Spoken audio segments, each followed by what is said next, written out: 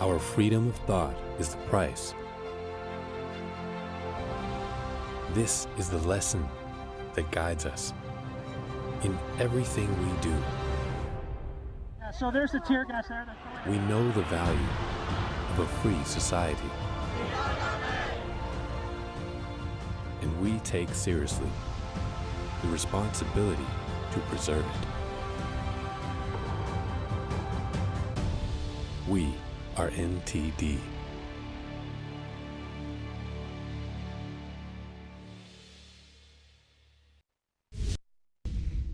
Welcome to NTD Newsroom. I'm Don Ma. President Trump just arrived in The Hague for the NATO summit, where members are set to discuss a new defense spending target of 5% of GDP. The fragile Iran-Israel ceasefire is now back in effect. President Trump said Israel had agreed not to strike Iran. He rebuked both sides for their violations just hours after brokering a ceasefire.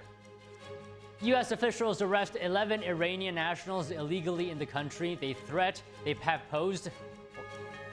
China might be working on a bomber that looks a lot like the U.S. B-2 Spirit, the same stealth aircraft used in strikes on Iran over the weekend. The Federal Reserve is keeping interest rates steady. Fed Chair Jerome Powell testifies before the House Financial Services Committee. It's a big day in New York City politics as Democrats choose their candidate for mayor, with the Democratic Socialist Zohran Mamdani leading in a recent voting simulation.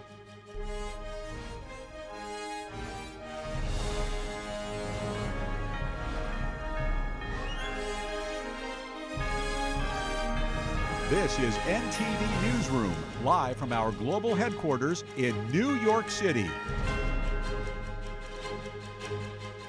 Good afternoon, and thanks for joining us. President Trump arrives in The Hague, Netherlands, this afternoon for the NATO summit. A bold new defense spending target is expected to be announced. Here are the details.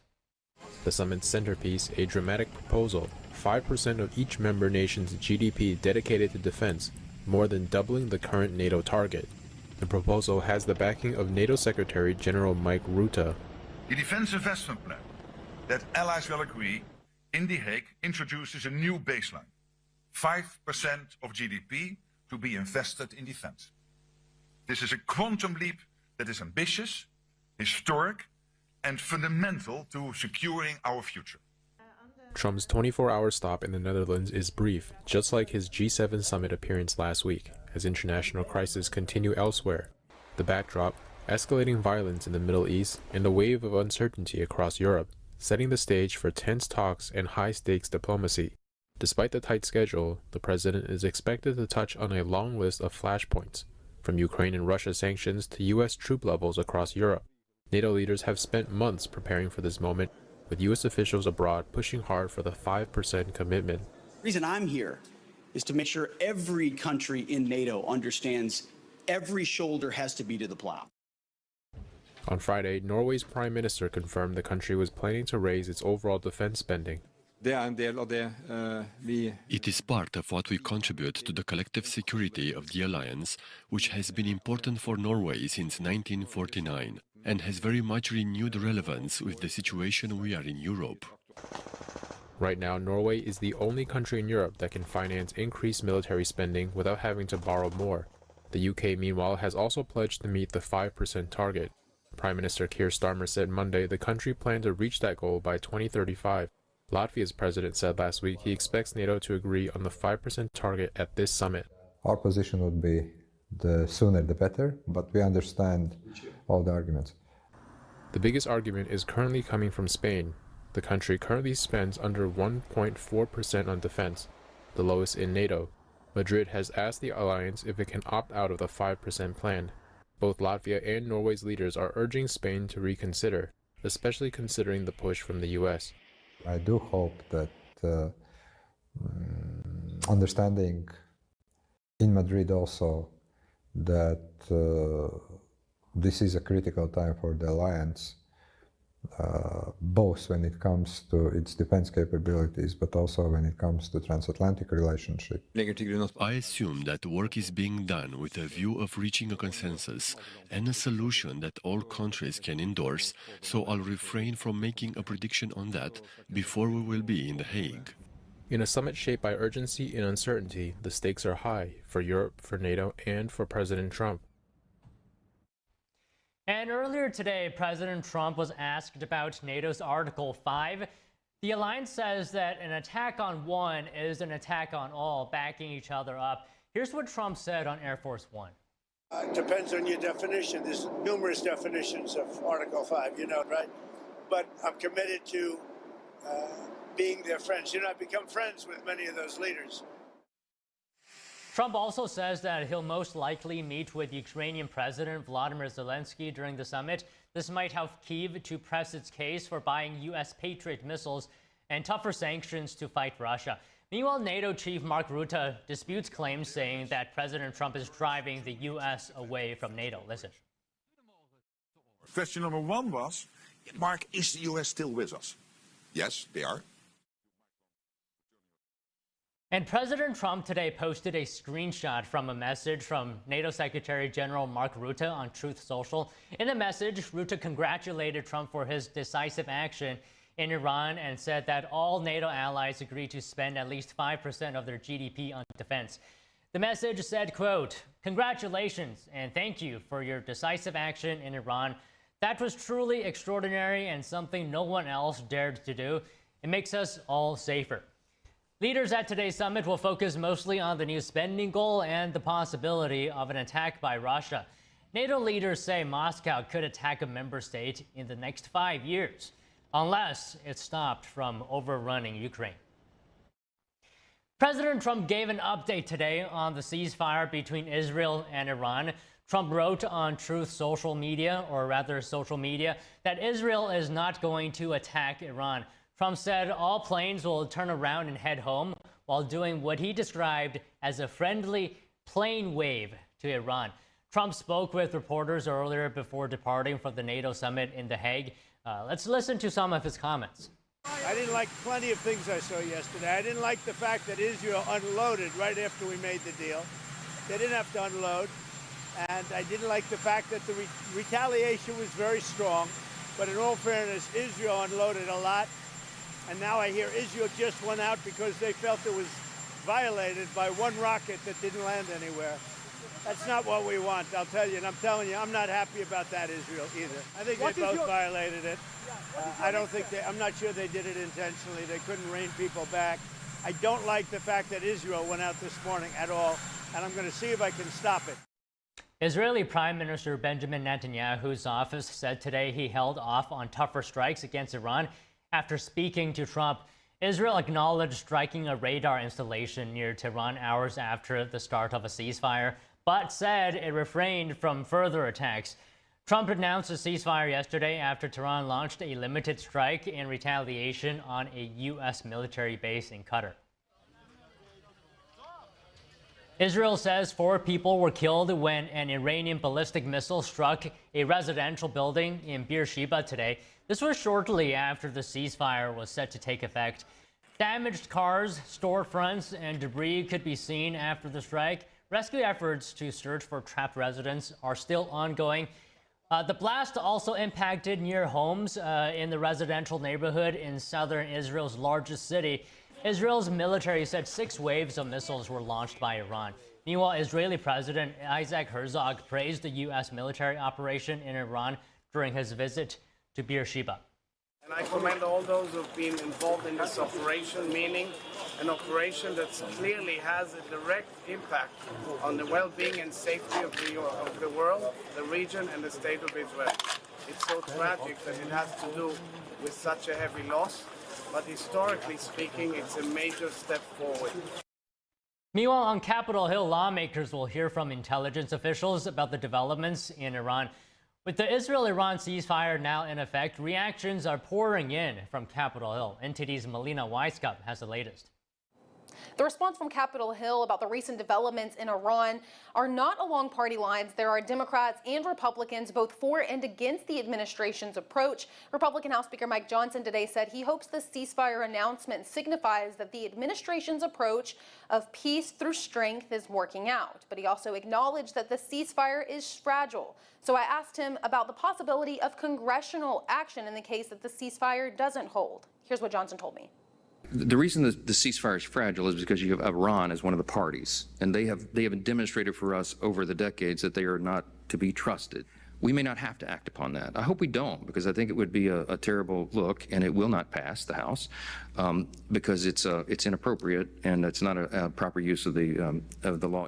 Then you also have Democrats who are divided on the issue.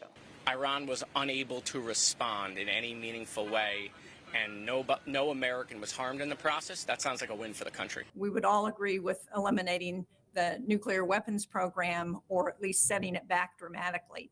Regime change is another issue that I think raises real questions about what comes next. He has botched his promises on the economy, and he's botched his promises on creating peace in the Middle East. There are several resolutions that have come out of Congress aiming to limit Trump's war powers. Senate Democrats want to force a vote on this as early as this week. Senator Richard Blumenthal, a Democrat from Connecticut, said he wants clarification from Trump's intelligence team about what they know about the damage done by the bombs and how successful they were. Reporting from Washington, D.C., Melina Weiskup, NTD News. Attorney General Pam Bondi says the Department of Justice is on high alert following U.S. airstrikes on Iran's nuclear program. According to the AG, more than 1,000 Iranian nationals have entered the country illegally. Bondi cited the figure yesterday in response to a question from Representative Tony Gonzalez during a House Appropriations Committee meeting. The Department of Homeland Security issued its own warning over the weekend, reporting an increased likelihood of an Iranian regime-inspired attack in the U.S. The DOJ indicted 3 individuals in 2024 in connection with an assassination plot that officials say originated in Iran. The accused conspirators allegedly planned to kill President Trump before last year's presidential election. And as tensions with Iran keep rising, it seems like the U.S. arrests 11 Iranian nationals illegally in the country. This includes an individual with admitted ties to Hezbollah. NTD's international correspondent, Arian Pasdar, has more. Immigration and Customs Enforcement, or ICE, arrested 11 Iranian nationals illegally in the United States over the weekend. ICE also arrested a U.S. citizen who threatened to kill law enforcement while allegedly harboring an illegal immigrant from Iran. This reflects the administration's aim to keep known and suspected terrorists out of American communities.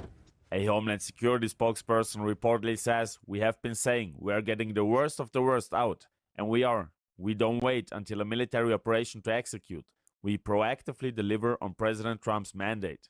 Meanwhile, Secretary of Homeland Security Kristi Noem is in Panama today. It's her first stop of a Central America tour to address immigration and security. Noem is expected to observe a deportation flight and visit the Coast Guard. Following Panama, the Secretary is set to visit Costa Rica, Guatemala, and Honduras. Arian Pasdar, NTD News. All right, and joining us now to talk about the Israel-Iran conflict is Mike Leon, NTD News contributor and host of Can We Please Talk podcast. Also joining us is Tony Kinnett, national correspondent, The Daily Signal, and host, Tony Kinnett Cast radio show and podcast. Good afternoon to you both. Tony, let me start with you today.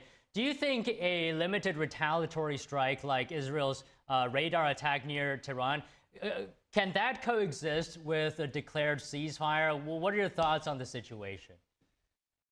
Well, as always, good afternoon to you both, Don and Mike. Great to see you. I do think that this was a violation of the ceasefire. That's just an objective truth. And I say that as someone who supported a lot of Israel's actions in the Middle East.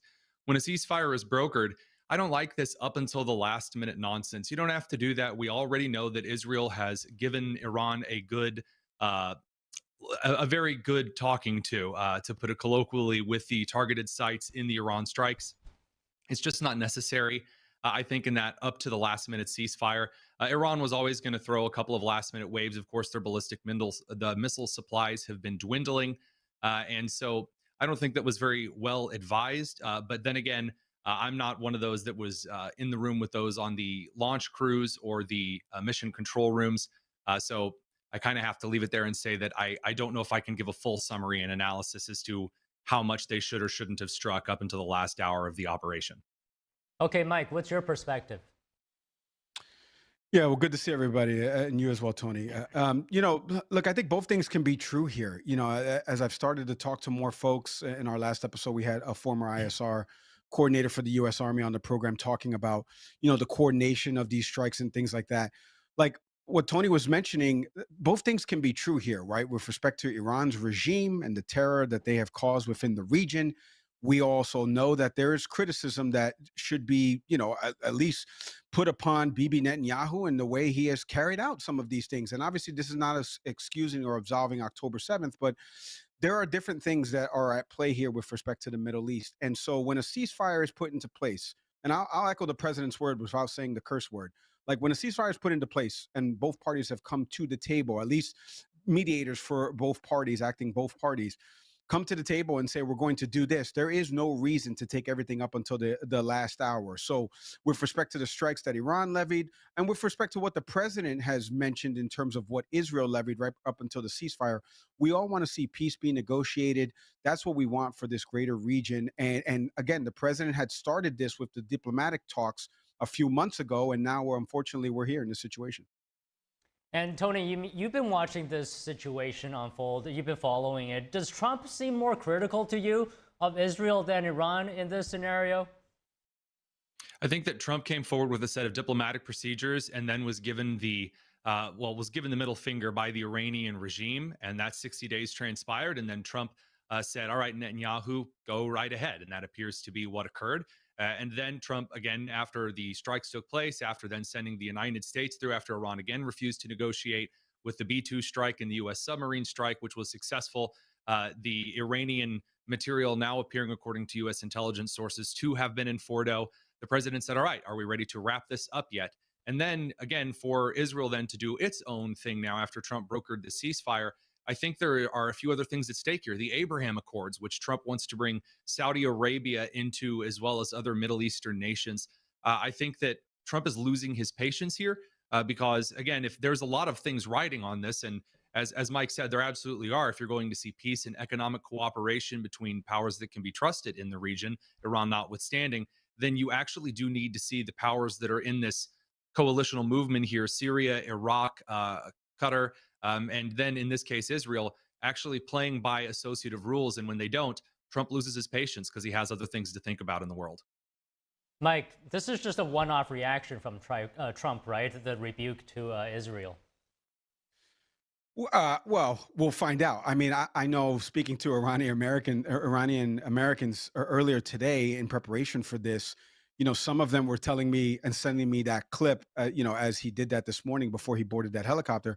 And they were like, this is him finally seeing the light on Israel. I wouldn't go that far, but I will say this is the first time I can recall the president at least cursing or showing his anger and reframing the way the question was asked of that journalist. The journalist asked, what do you make of Iran's aggression? And he's like, it's not just Iran, it's Israel that's doing this. Israel unloaded, and then he continued on with the soliloquy. But, Tony, I want to touch on something Tony just said there. You can ask anybody who teaches Middle East relations at any level, any university, or anybody that's been involved with the conflict. And the one country that they will always circle with, a very big circle in all of this, is Saudi Arabia, and how big of a player Saudi Arabia is in the region. So Tony's absolutely right. And I think the relationship that President Trump has with Saudi Arabia, this is about Iran and Saudi Arabia. Like, let's be honest, if we're being truly poignant about this, there's a mistrust with respect to what Iran does in the region. Saudi Arabia has obviously vast oil, but also has a lot of what they want to influence in the region. And the best relationship that President Trump has is with the Crown Prince, right, out in Saudi Arabia, outside of Benjamin Netanyahu. So there is something at play there with that dynamic. I don't know if this is a one-off, Don, but I will say that just hearing from people that, are either emotionally invested, have come from the region, have lived in the region, have now been part of the diaspora that's moved over here into the United States, they've all kind of echoed the same thing about that specific soundbite today, maybe starting to, take the bloom off the onion with respect to what Donald Trump perceives of Israel's involvement in all of this, especially when we have a relationship with them and we've told them not to do certain things, and then they go ahead and circumvent that and do something. So I think this is the first time you've kind of seen the president at least push back a little bit about what Israel is doing overall in the region. Okay, Tony, of course, let me get your response to what Mike is saying, but let me also ask you on top of that, Trump is saying the U.S. is not pursuing a regime change, saying there's going to be chaos. Do you agree with that? And do you think it's possible to get rid of Iran's nuclear program completely without a regime change? So I think that the last clause of that question is a little bit more difficult because we simply don't know. If you're talking about getting rid of a nuclear program, we're not quite sure. I think that former Secretary John Kerry got up in front of the country this morning and said, you can't erase the memory of how to make a nuclear bomb. Well, yes, you can. The top nuclear scientists are gone. Most of the data, according to intelligence sources from multiple countries, indicate that Iran no longer has a lot of the knowledge on giving nuclear materials. And Russia has stated several times before that it really doesn't want Iran having nuclear arms, despite the statement that ended up being deleted by Medvedev. So I do think you can remove Iran's nuclear program without a regime change to a degree. With that said, I don't think that the president is moving towards a kind of regime change. It's a term that has a lot of different interpretations because a regime change can mean a lot of different things in that. Are you just talking about the assassination of Khalil Khamenei? Are you talking about his successor? Are you talking about this many levels of the government? Are you talking about installing a new government, sending the crown prince in? Or do you foster some kind of a single nation republic? Or do you encourage the Kurds to split away? What does that mean with Turkey? There's a lot of stuff that we're getting into, and I'm only scratching the surface. So I don't think that right now, and you saw Netanyahu say this as well, neither party, whether regard to the U.S. or Israel, is interested in directly implying regime change. That seems only to be Senator Lindsey Graham. In response to Mike's question, though, just briefly, I think that there's perhaps maybe not as much that Trump going against Israel for the first time here, as much as I would say parental exasperation, just my read of the situation. I don't necessarily see this as a grand criticism of Israel's aggression, considering that Israel has been acting pretty much throughout the entire Gaza war through a response to offensive pressure from Iranian-backed militias. So I maybe, again, this might just be a different of perspective here. But from my thought, it seems more, oh, can you two just stop for a couple of seconds and let me take my aspirin? Okay, Mike, Iran said it remains with hands on trigger. Does it feel like to you this is perhaps a rather fragile ceasefire? Yeah, I mean, fragile ceasefire is probably a good way to put it. But again, we have to see what the next 24 to 48 hours kind of lay out here and shake out in terms of all of this. We have to see what the president will say at the NATO summit. Just going back to a little bit of what you were asking, Tony, the regime change part of this, like the U.S. is not that good at regime changes. Okay, folks, I don't know who needs to hear this, and especially in that region, we are not that good at regime changes. And when we did try this, and I'll just give the Iraq example, Iran is double the size of Iraq, maybe 2.5 times the size of Iraq. And so to put, Mohammed Mokbar, as who's now the acting president right now, to like what Tony said, right, to assassinate the Ayatollah, and of only, I think Lindsey Graham has actually called for this. So very, very spot on there, Tony. I think only Lindsey Graham has actually said these type of words. You can see that there are a lot of lawmakers and there are people within the U.S. government that are like, we don't have an interest in that, because all that does is sow chaos and discord. And it leads to, let's be honest, instability in a country far bigger than the country that we spent, years within a war. And that led to obviously other wars. But that's the problem with this, right? The U.S. and I think President Trump, I know he ran on this no new wars thing. And again, as I've talked to military experts on this, they don't consider what we did in Iran as starting a war. Because, again, not striking civilian areas or population, this was targeted strikes to certain things. So now with this actions, now, as everybody has mentioned, people come to the table, and now we have a ceasefire, potential negotiation. The problem is now we've got two, I would say, bad actors. But when I say bad actors, it's like a seesaw, right? Like the seesaw's in one direction with respect to Iran being the bad actor versus Israel being the bad actor. And the president's trying to navigate that, to Tony's analogy about parental guidance. I would say it's more big brother guidance, because Israel's our little brother and Iran's just a neighbor down the street with the kid that they're trying to play with. So I think that that's something that the president is truly trying to navigate here, and understanding the relationship that we do have with Israel, not only from a military perspective, funding that they get from us, but also understanding what Iran has done in the region and the proxies that it has in the region, and the fact that there is a potential to strike U.S. targets, whether it be military bases out there, but also these sleeper cells that are living here in the U.S. that could potentially harm Americans here on American soil. So it's a dangerous situation. Is it a fragile ceasefire? We won't know, Don, until at least a few days from now, maybe a few weeks from now, months from now. This could be something that's everlasting. Who knows? Okay, Tony, let me get your comments on the strategic interests for the U.S. in wanting peace between Israel and Iran. Because, I mean, I don't know about you guys, but this comes very sudden after those bombs fell from the U.S. To Iran. Well, it's not sudden just in the bombs fell on Iran. It's the complete and total annihilation of the Iranian surface-to-air missile system, its air defenses, its entire air force. To have your threat to block the Strait of Hormuz laughed off by China is incredibly humiliating. I mean, as for a nation with 90 million people, its military strength is so feeble that they have been reduced as far as what we believe to be their ballistic missile launching capacity by like 80%. And they don't have all of the things that we were promised, for example, by isolationists on the left and the right here at home. So I think the better question as to what the strategic interests are for peace between Israel and Iran actually have more to do with the internal security of the United States. The biggest argument for the Ayatollah and his regime no longer exuding the fundamentalist Shia Islamic terror in that region is that there are sleeper cells in the United States, is that they have the capacity, they have these militias like Hamas and Hezbollah and the Houthis, which do strike not just at Israeli targets, not just at Jewish targets, but also at American targets, at British targets, at anyone they deem to be a Christian. This kind of stuff is the religious persecution that's gross no matter where it happens, no matter whom it happens to, when or where. And so when we look at this kind of a situation, if the Iranians being able to threaten the United States and say, well, we'll activate terror cells, I'm sorry, but just backing down and saying, okay, well, we'll give you a couple more pallets of cash as a prior administration did is an incredibly foolish move. So is the answer to that regime change? Not necessarily, but I think the bigger strategic interest to getting a permanent solution to this is, well, are we going to try the European strategy in the 18th century of paying off the Barbary state pirates, or is Thomas Jefferson going to come in and set things straight?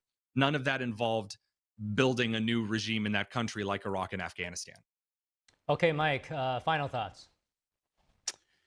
Yeah, final thought. I mean, the one thing that I would ask, if I could ask the president something here, and it's really about what's the end goal? Because I think we've talked about this and we've danced around this conversation a little bit here, but a ceasefire is not a everlasting solution to all of this, right? It's a temporary Band-Aid, let's be honest, in all of this, right? Because it doesn't change the relationships and the dynamics that are at play in the Middle East. So I think over the next couple of days, my hope is that media outlets continue to focus on what is the end goal here, because there was already something in place with Iran's nuclear deal. Now, again, are we going to go back to something like that framework-wise? Is there a diplomatic approach to this, like the president has tried with respect to Russia, Ukraine? What is the end goal here? And then on the flip side, it's really about Israel. And I know Bibi Netanyahu is scheduled to make an appearance, I believe, in Washington, D.C. over these next couple of days or weeks and potentially give a speech in front of Congress. But like, there has to be some end goal here with respect to not only the war in Gaza, but now what is happening in Iran. A ceasefire is a Band-Aid. And what we need is a long-term solution for peace and stability in the region. I live in the category that is of what President Trump ran on, which is no new wars, no more wars. Forget no new wars, no more wars. And so we need a finality to this, and I want to see where that ends up over these next couple weeks, months, and years. Well, all right, we're out of time today. Thank you, Mike. Thanks, Tony. Thanks, guys. Good to see you. Coming up, the Federal Reserve is keeping interest rates steady. Fed Chair Jerome Powell testifies before the House Financial Services Committee. We have that story and more when we come back.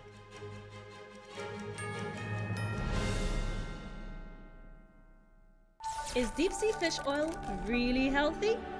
Due to pollution in the oceans, most fish contain heavy metal elements and radioactive substances. That's why it's so important to choose a pure source of omega-3. Puritan Green Vegetable Omega-3 is made from purslane and perilla seeds, which are rich in nutrients and minerals. It effectively improves brain power and is beneficial to the heart's health. Puritan Green Vegetable Omega-3. Eat 2 a day and you'll feel brand new. I go by Jackie. I'm 44 years old. I had 3 kids at the time and single mother. I was working 60 hours a week, still couldn't pay the bills. skip meals so that they could eat. It's been hard because one thing falls into place, 10 things fall out of place. You know, I just can't do this alone and make it work. 1 in 5 kids face hunger in America, and food costs are rising. But everyone needs nourishing food to thrive, and they can when we work together so our neighbors can feed their families. Call or go online right now to join Feeding America with your gift of just $19 a month, only 63 cents a day. Together, thanks to a nationwide network of food banks, dedicated volunteers, and the monthly support of people like you, we can fill plates with nutritious food for kids facing hunger this summer. One day my mother came over to my house and said, "There's a meeting at the pantry." I said, "Okay," and I went. There were some ladies in there. They were from the food bank. They asked several questions. Some of those were about me and my story, but it helped me to open up a little bit. We're getting closer to the day when no one in America faces hunger, but we can't do it without you. Call or go online now. Visit helpfeedingamerica.org and give $19 a month, just 63 cents a day. 98% of donations go directly to help millions of children facing hunger from coast to coast and in your own community. And when you give by credit card, we'll send you this exclusive canvas grocery bag to show you are a part of a movement of supporters working together to help end hunger. I have people that I can trust. I have hope. Please call now or make your monthly donation at helpfeedingamerica.org. Working together, we can end hunger in America. We said we'd never break the 3-second rule. Never do that. And never become a minivan mom. Hey, Chris. As parents, we say never a lot, but never happens.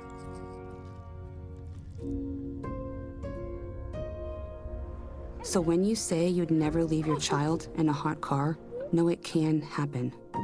Before you leave the car, always stop, look, lock.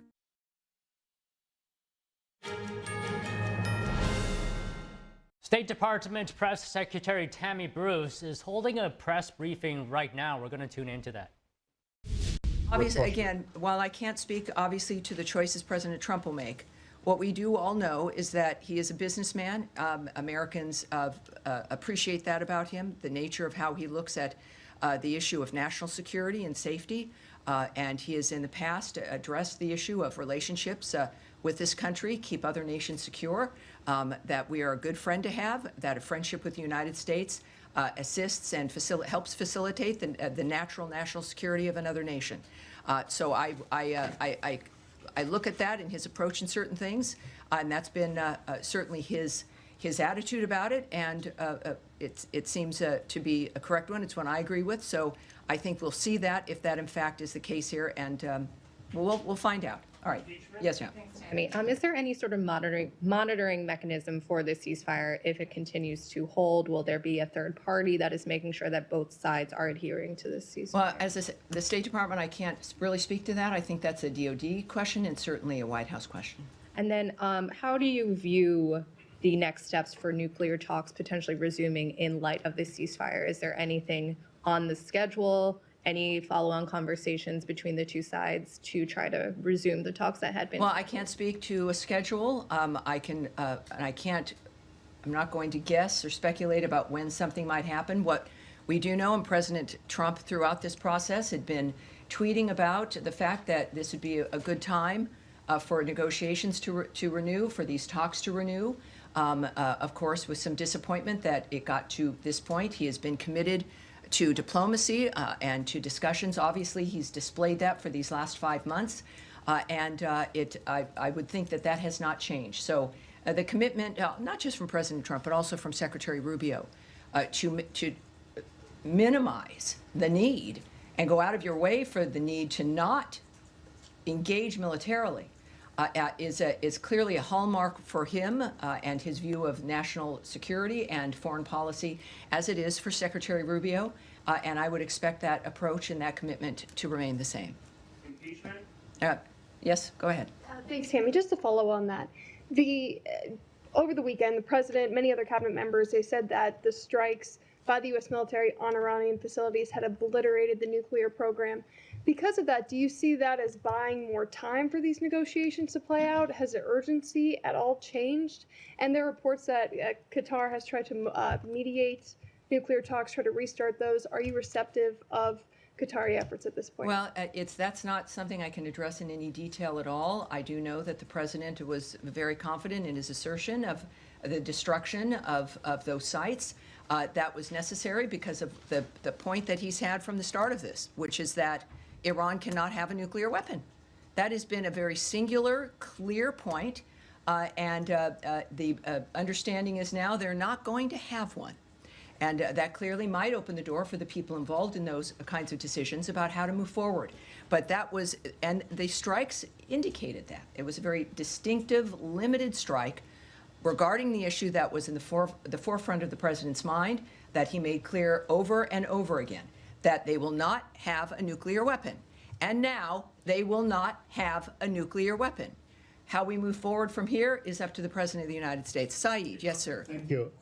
Now that we have the ceasefire between Iran and Israel seems to be holding, are we likely to see renewed efforts to have a ceasefire between Israel and Hamas in Gaza? I mean, just for figures, Tammy, maybe 400 people got killed in the exchanges between Israel and Iran. In the same period, like 700 Palestinians have died, many of them at the aid distribution center. Yeah, this is why, and we are reminded about why the ceasefire efforts are important. It is a reminder about why the president, and why we're lucky for President Trump to be our president and for Secretary Rubio to be focusing on changing the status quo on this planet and changing the old dynamic of wanting new ideas. It has been his hallmark from the start, and that has not changed. What we can say, and just as a reminder, Saeed, there is a deal on the table. Hamas must stop acting recklessly and accept it. As Special Envoy Witkoff has said, Hamas's recent response to the offer was totally unacceptable and only takes us backward. It hasn't been that long, right? A lot of stuff is happening in a short period of time. But the fact of the matter is that we've never stopped working for a ceasefire in the Gaza Strip. We've never stopped wanting that to end, to get us out of that repetition of something that has certainly made the first victims, the people of the Gaza Strip, and then everyone else. It's a reflection of what needs to end and what has been the problem. President Trump has made clear to, in this case, Hamas specifically, that they will face consequences if they continue to hold hostages, which they do, including those who have already passed away and those who are still living. Hamas has rejected repeated ceasefire proposals and therefore bears sole responsibility for how this is continuing. Saeed, if you have a chance, I don't know if you do in your work, to pose the same question to Hamas. It would be, I hope you might be asking them. I'll do it through my article. Right. I have no direct communication. All right. Yes, sir, there in the middle here. Yeah. Thank you very much. President Trump has long said that Iran should not have nuclear weapons. That is correct. That is clear.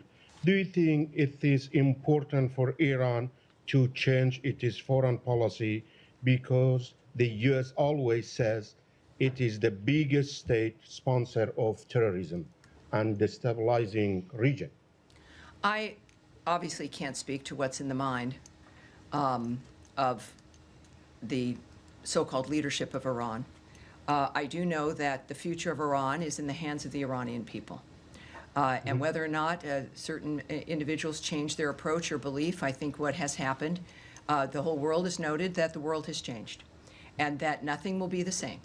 And how that plays out, we are very lucky that we have President Donald Trump, Secretary of State Marco Rubio, and a cabinet that is united in the nature of what we're trying to do for the next 3.5 years. One more. Yes, sir. One more.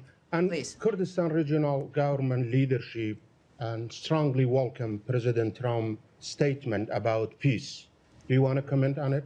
Well, no, there's again, things are happening and moving along so quickly. Obviously, everything in that region, in the Middle East, has changed.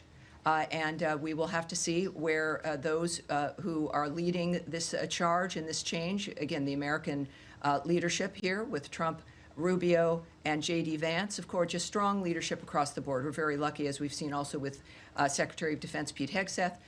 We are very early in this administration. Think about it. We are in the middle of June, and we've seen the results now of men and women who are focused. So we'll see for the Kurds and others as well.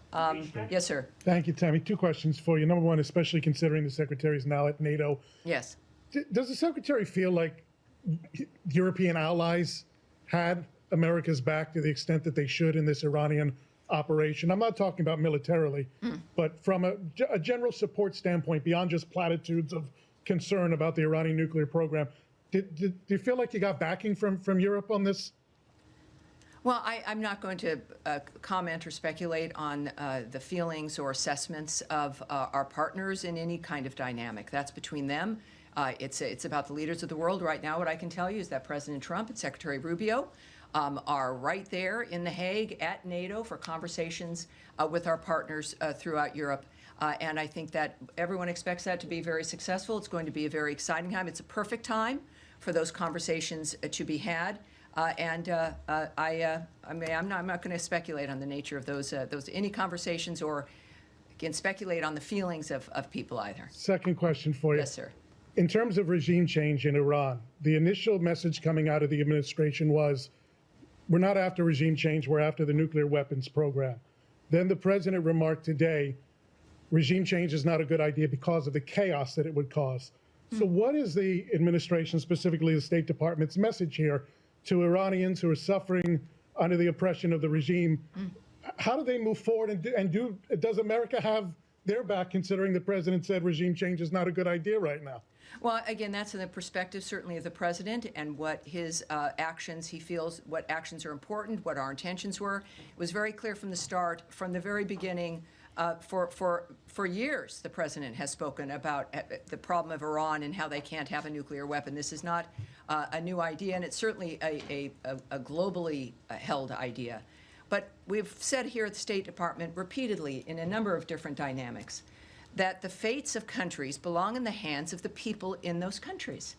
That is the overriding general message of the Marco Rubio State Department. It is the kind of thing that when we think about not just democracy, but the nature of the decision of citizens to decide what kind of leadership they want. That is what our position is for certainly Iran and every other country on this planet. Yes, sir. Yeah, thank you, Tammy. Two questions, one on Iran. Have you received any signals or message from Iran that they are willing to come back to the table? This first. And secondly, are you still sticking with the proposal that you sent to Iran, or you are open to discuss more broadly? Well, again, as we know, many things have changed in just the last few days. And so I won't speak to what messages may have been sent to Iran, which would have been, of course, to the White House and to if Secretary Rubio as the National Security Advisor. So I would ask you to check with the White House for that. And the next Syria, one, yes. Yeah, on your opening remarks, you said that the United States is ready to help the Syrian government to fight against forces seeking to create instability. Would you elaborate that? What kind of support are you willing to offer to the Syrian interim government? Are you willing to help them or provide them military support? Well, I think already we know, of course, of the assignment as a special envoy of Ambassador Tom Barrack has been a very clear indicator of our commitment to helping Syria be able to be a functional and steady and stable government. He, of course, is the ambassador to Turkey, and our commitment through his work is about getting the structure, the stability of the government as functional. We also, of course, as you know, have lifted many of the sanctions to make it possible for other nations in that region to assist the new government also in becoming stronger and able to, in that region especially, deal with terrorist groups, especially deal with ISIS. And that is our commitment. So it is, I think, manifesting now very clearly, and Ambassador Barrack is there as our envoy in that regard, and it's a very exciting time with a lot of potential. Yes, sir. Yeah, yes, sir. In the gray suit there. Yes, sir. Thank you, Tammy. You've been in the negotiations process with the Iranians for almost the last 2 months at the State Department, and the Iranian Foreign Minister just last Friday, he said that they suspect that the negotiations with the U.S. Used as a cover for the Israeli attack. And a day after that came the U.S. raid on Iranian nuclear establishment there and the buildings. Are you able to restore the trust between you and Iran? And how do you see these claims from the Iranian side? Well, that's certainly a question that I can't answer, but we've got the best people in the world who are doing this for a living, who have committed their lives to making a difference here in the world. The president has not indicated that, as a matter of fact, he really opened his presidency with a willingness to talk with everyone. And as a peacemaker, that is what he's done, and I would suspect that that approach will continue. All right? Yes, sir. Go ahead. Thank you, Tammy. Do you think that there is any lesson for North Korea to learn from the U.S. strikes on Iranian nuclear facilities, given that North Korea has been doubling down on its nuclear program, despite the Trump administration's commitment to the complete denuclearization of North Korea? Well, again, the nature of the choices that are made, I won't speculate about what other countries should think or do. At the same time, President Trump, in his first term, made a significant outreach to North Korea. And what I can say, of course, and they've got their own nuclear program at North Korea, that we remain committed to the complete denuclearization of North Korea. That remains a commitment. If the North Korean nuclear issue can't be resolved through dialogue, I'm not going to speculate on hypotheticals at this point, but thank you very much. All right. Yes, there you are. Hello. To follow up on North Korea, has there been significant outreach from the State Department to the North Koreans? I'm not going to speak to any, whether they exist or not, any diplomatic efforts outside. All right. All right. And yes, go ahead. Thank you, Tammy. I just wondered whether you have any further information on reports of a drone attack that happened to multiple Iraqi military sites early this morning, local time, Tuesday, whether you know at all whether Iran was behind those drone attacks at all? I would suggest that the DOD might be the place that it might have an answer to that. Anything else? All right. Daphne? You're good? All right. And then, yes, go ahead, sir, at the end. It's about the material that was removed from those nuclear sites. There are satellite pictures of trucks lined out. Oh, nothing. I can tell you nothing. Just saving some time here. Yeah, I'm not going to speculate or discuss what may or may not have been removed from a particular site. Well, then can you tell us, based on what you do know, I mean, how many years? I can talk about the English royal family. I love them. Yes, How many years would this have knocked back the nuclear program, and could that have been avoided if the U.S. had remained in the JCPOA? When it comes to what's happened with Iran, we can look back several decades about the nature of the choices that certain administrations made that helped facilitate the nature of the building of that program. Donald Trump inherited a world, he'd left a world that was at peace, and he inherited one that was tipping over. And so his commitment, and what we look at here right now, is recognizing the status of things and what needs to be done to fix them. And that's what we're focused on. All right. And Matt Lee, I have a feeling you might have a question. I vaguely remember that. Well, I did, but now it turns out that the you have a different one. I answered, so I do have a different one. Okay, good. But all I was trying to find out was whether you didn't mention that this Mr. Habibi was an American, which it turns out that he is. But has he been wrongfully determined to be wrongfully detained? We have determined that he has been disappeared and that he has not been heard from. And that is why there's the rewards for justice, is that he was taken and he has not been heard from since. Okay. And we are hoping that this appeal may bring forward, with up to $5 million, it makes a difference in everyone's lives. Sure it does. That we might get some information about him. Okay, then just the other thing was, you had been asked earlier and yesterday, I think, about this money that is apparently going to go to fund the Gaza Humanitarian Foundation. Have you been able to uncover anything about that? Well, here's what has always been the case with the Gaza Humanitarian Foundation. I now know that there's, I think it's close to 44 million meals that have been distributed, which is a pretty darn good record, and they continue now at 4 sites to distribute them. We have repeatedly noted that we have not funded this entity, but It is, I believe, really the response of the call from President Trump for that region and that area in particular, that we've got to have new ideas about how to change the nature of what's occurring. The region has stepped up, other nations have stepped up, agreeing that the situation in Gaza has to be dealt with differently. We have to refuse to let it continue. And while we have a humanitarian crisis manifesting, is to do our best in an area that a terrorist group refuses to cooperate, ignores ceasefires, continues to hold hostages, and refuses to put down their weapons, that we are committed to endorsing, helping, promoting efforts to make a difference. When it comes to how that will manifest for the GHF, I can't say right now, but again, it's nice to know that 44 million meals have been distributed. That, like everything else for the last few days in the Middle East, everything has changed. How that manifests in the Gaza Strip is yet to be determined, but I'm sure we have another briefing on Thursday, and who knows, we'll have something new at that point as well. All right, yes, go ahead. And this will be Tammy, yes. This weekend, Keith Kellogg went to Belarus and it secured the release of 14 political prisoners. Do you have any more details on those efforts? And did the Lukashenko regime get anything for releasing these prisoners, sanctions relief? I do have a few things I can say to you about that. And this is the condition of our world. This is a huge story, and it really is, comes up later, but it tells you the nature of what's transpiring. While in Minsk, the U.S. delegation led by General Keith Kellogg, Special Presidential Envoy for Ukraine, met with the leader of Belarus and his team. Special Envoy Kellogg discussed the Russia-Ukraine war and how President Trump is pushing hard to stop that war and end the killing.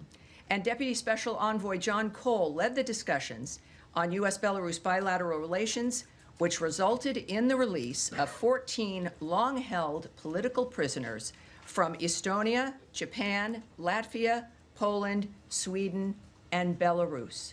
And that is the result of what you can do with diplomacy, with envoys, and with a commitment to peace and freedom for people around the world. And we are blessed to have President Trump as our president, the wisdom of the American people, and of course, Marco Rubio is our Secretary of State. We are 5 months in or so to this administration, and it's an honor to be here. Thank you, everyone. I'll see you on Thursday. Thank you. And that was State Department spokesperson Tammy Bruce answering reporter questions on the Israel-Iran ceasefire, reiterating the fact that it has been President Trump's stance that Iran cannot have a nuclear weapon, and saying that it is understood that Iran, in fact, will not have a nuclear weapon. All right, moving on. Federal Reserve Chair Jerome Powell says the central bank will hold off on an interest rate cut. He says the Fed needs more time to see if rising tariffs drive inflation higher before considering cuts. Listen.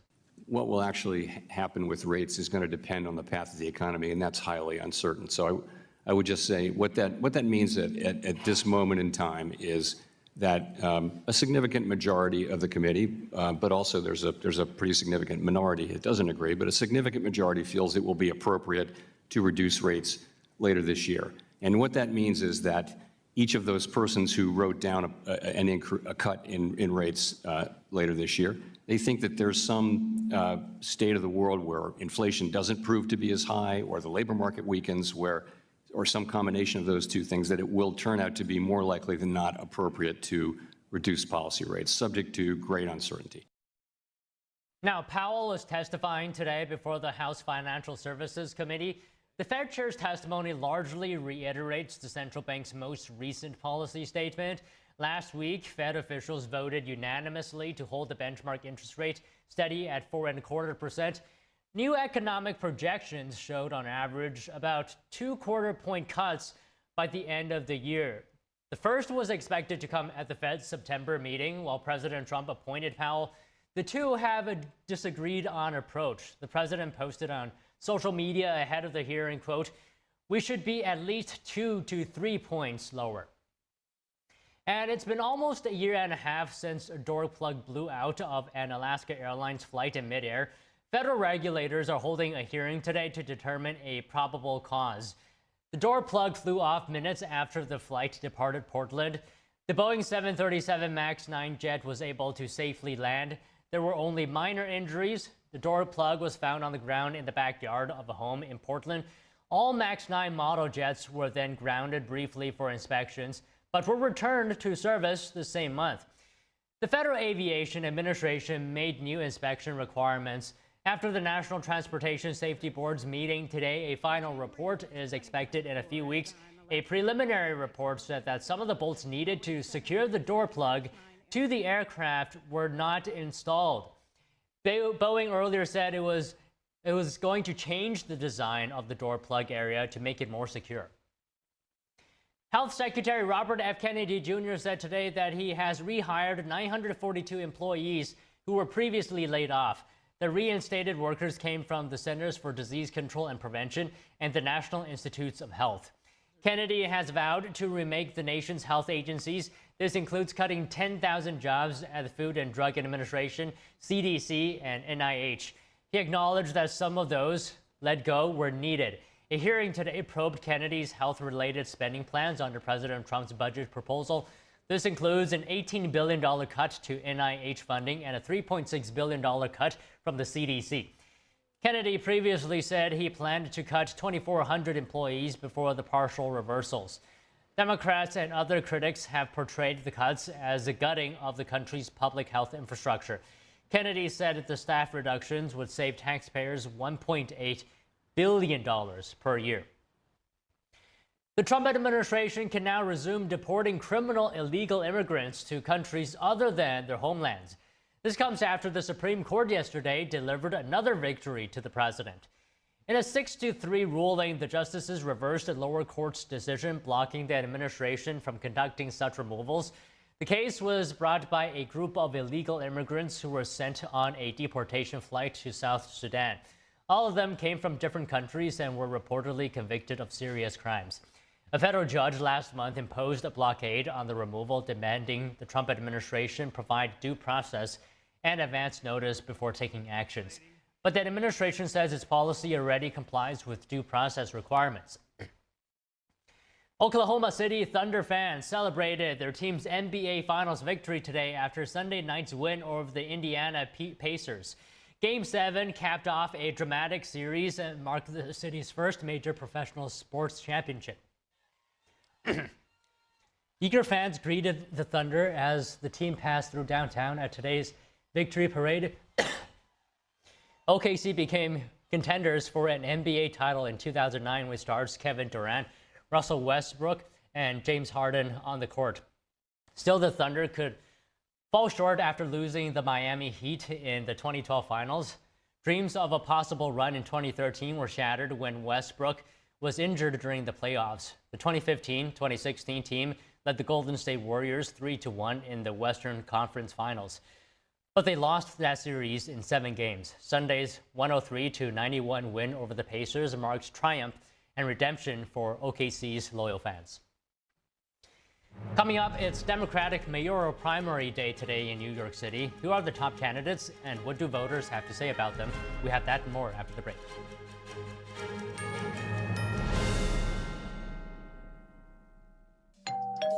Hi, I'm Ty Pennington, here for Choice Home Warranty. They protect my home from expensive repairs, and they can do the same for you.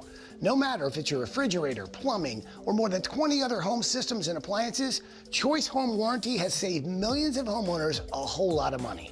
For a low monthly fee, you get their nationwide network of trusted local technicians with plans that cover repairs and replacements done quickly and the right way. No more headaches searching for technicians. No more budget-breaking chaos. Just a peace of mind of having Choice Home Warranty at your service. Call Choice Home Warranty now and save big with their special offer of your first month free and free limited roof coverage. Call now.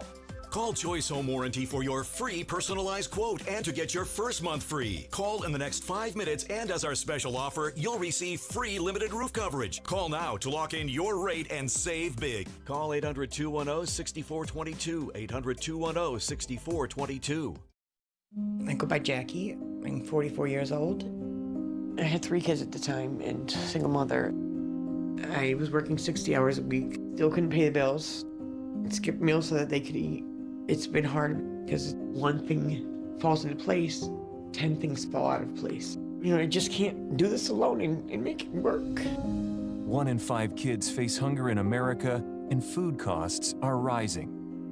But everyone needs nourishing food to thrive, and they can when we work together so our neighbors can feed their families. Call or go online right now to join Feeding America with your gift of just $19 a month, only 63 cents a day. Together, thanks to a nationwide network of food banks, dedicated volunteers, and the monthly support of people like you, we can fill plates with nutritious food for kids facing hunger this summer. One day my mother came over to my house and said, "There's a meeting at the pantry." I said, "Okay." And I went. There were some ladies in there. They were from the food bank.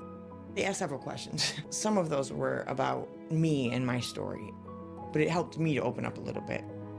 We're getting closer to the day when no one in America faces hunger, but we can't do it without you. Call or go online now. Visit helpfeedingamerica.org and give $19 a month, just 63